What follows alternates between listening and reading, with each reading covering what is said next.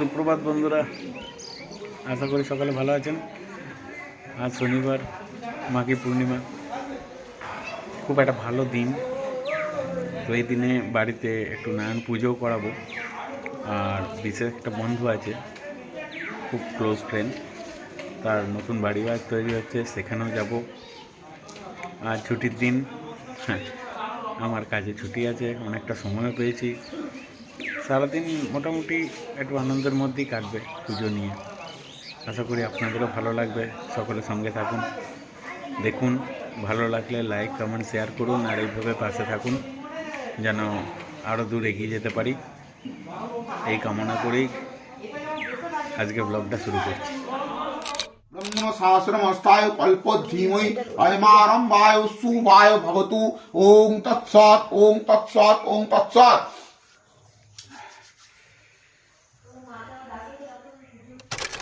এমনি প্রসাদ রেডি হয়ে গেছে, ফলমূল সব দেওয়াও চলছে, অলরেডি অনেক দেওয়াও হয়ে গেল বাড়িতে বাড়িতে।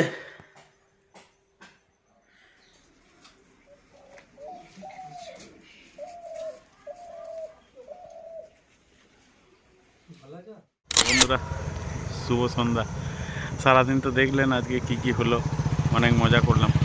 তো সন্ধেবেলাতে আমি আর মেয়ে একটা নতুন জায়গায় যাচ্ছি, পাশেরই গ্রাম। গ্রামটার নাম মারো।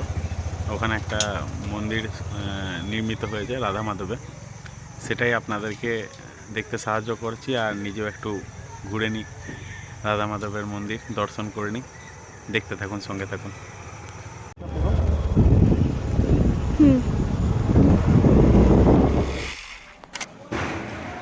দেখুন মন্দিরটা, এটা হচ্ছে মন্দিরের প্রবেশ পথ।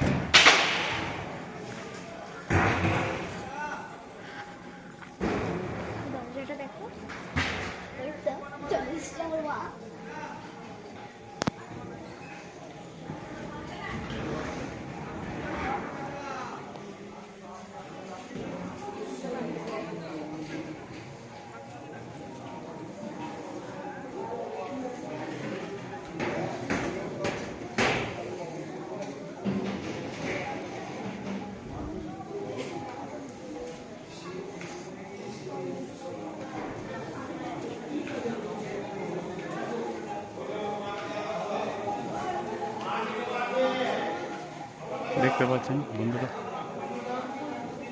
খুবই সুন্দর।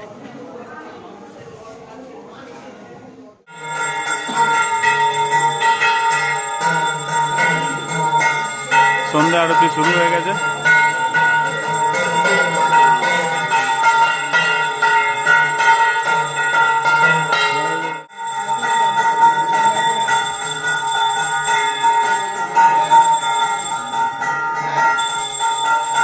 এটা শিব মন্দির, হচ্ছে মন্দির প্রাঙ্গণ। ওই ভেতরে রয়েছে রাধা মাধব।